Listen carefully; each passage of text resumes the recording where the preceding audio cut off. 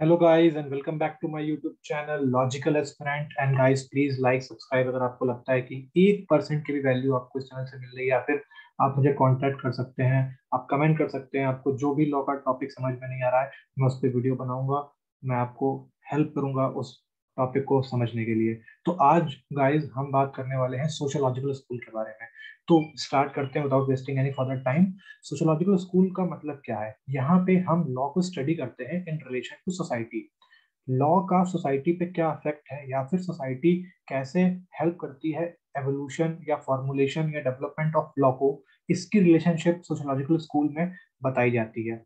ये हमें समझने में आसानी होती है जब हम सोशियोलॉजिकल स्कूल को पढ़ते हैं।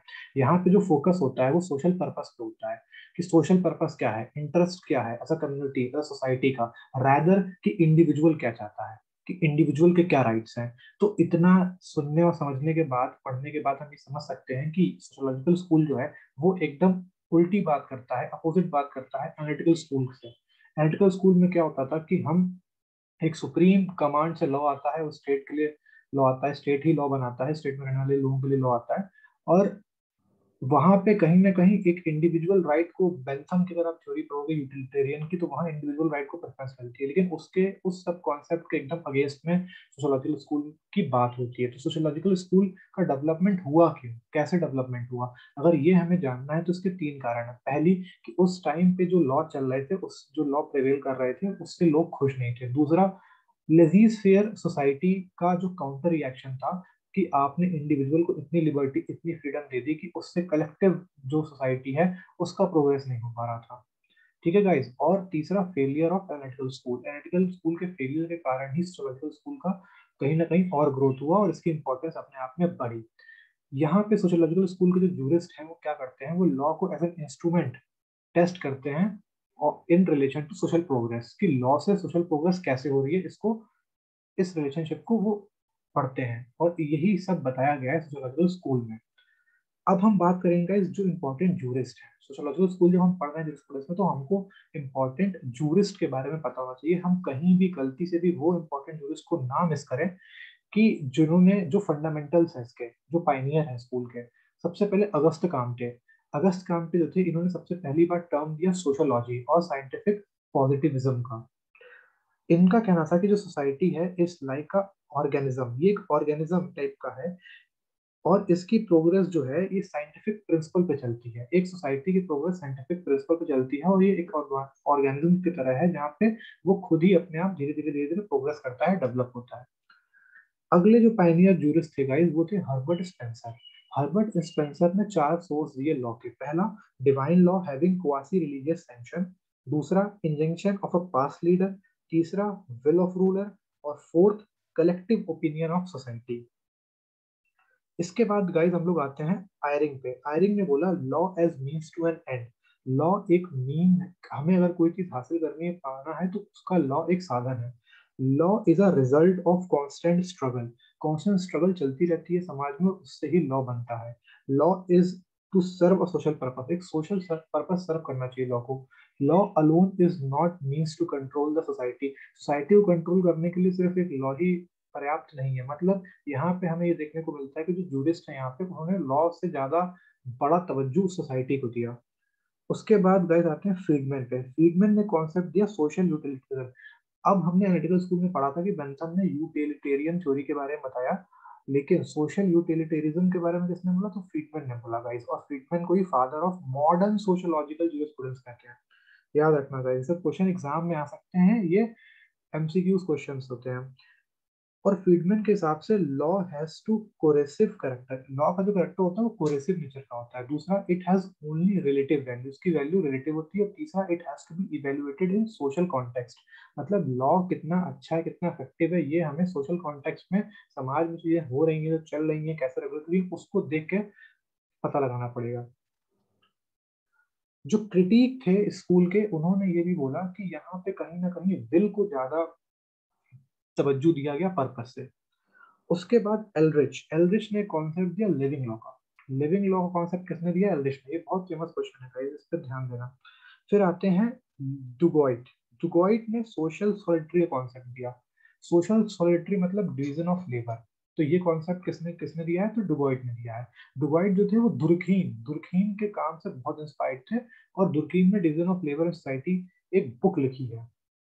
नीड क्या पड़ी? नीड यहाँ पे म्यूचुअल असिस्टेंस और exchange of service by individual. Need दो चीज की थी, एक म्यूचुअल असिस्टेंस और exchange of service by individual.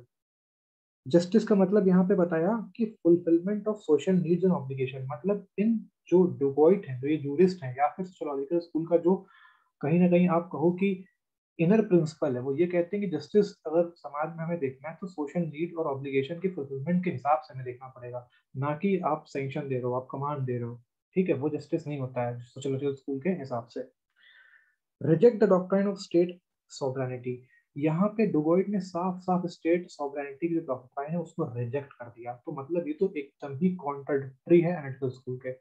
तो आप ये भी कह सकते हो कि सोशियोलॉजिकल स्कूल का development in reaction to analytical school, in reaction to failure of analytical school के तौर पे हुआ है। उसके बाद इसके one of the most leading जो जूरिस्ट आप कह सकते हो वो है रॉस्को पाउंड। इन्होंने दो टाइप के इंटरेस्ट बताए, प्राइवेट और पब्लिक, दोनों का काम है। और एक तीसरा बताया सोशल इंटरेस्ट। तीन इंटरेस्ट है यहाँ पे, पब्लिक, प्राइवेट, सोशल। इन्होंने सोशल इंजीनियरिंग का कॉन्सेप्ट दिया गाइस। और जूरल पोस्टुलेट, 5 जूरल पोस्टुलेट्स हैं, आपको किसी भी बुक में मिल जाएंगे। ये क्वेश्चन जरूर आता है कितने जूरल पोस्टुलेट दिए गए, 5, 6, 4, 3, तो वो आप देखना 5 मेरे ख्याल से दिए गए हैं। तो ये तीन चीज जो है वो रॉस्को पाउंड ने दी है। तो अगर आप अब सोशियोलॉजिकल स्कूल को इंडिया के रेफरेंस में देखें कि हम सोशियोलॉजिकल स्कूल को अगर समझना चाहते हैं तो इंडिया के रेफरेंस में कैसे समझें, तो मैं आपको बहुत रिसेंट एग्जांपल देता हूँ guys. Navtej Singh Johar versus Union of India का अगर आप केस देखोगे तो यहाँ पे क्या हुआ, 377, कि भाई सेम सेक्स मैरिज जो है, सेम सेक्स इंटरकोर्स जो है उसको लीगलाइज कर दिया गया। ये क्या था, सोसाइटी बदल रही थी। पहले के जमाने में ये चीज बहुत रेयर थी, बट आज के टाइम पे ये एक नीड है। सोशल एक्सेप्टेंस धीरे धीरे इसको लेके आ रहा है।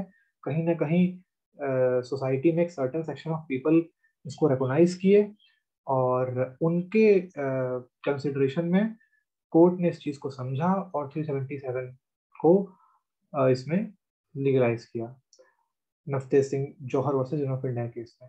यहाँ आप देख सकते हो कि कैसे एक लॉ में चेंजेस आते हैं, कैसे कोई केस आता है इन रिस्पेक्ट टू सोसाइटी में क्या प्रेवलेंट होता है।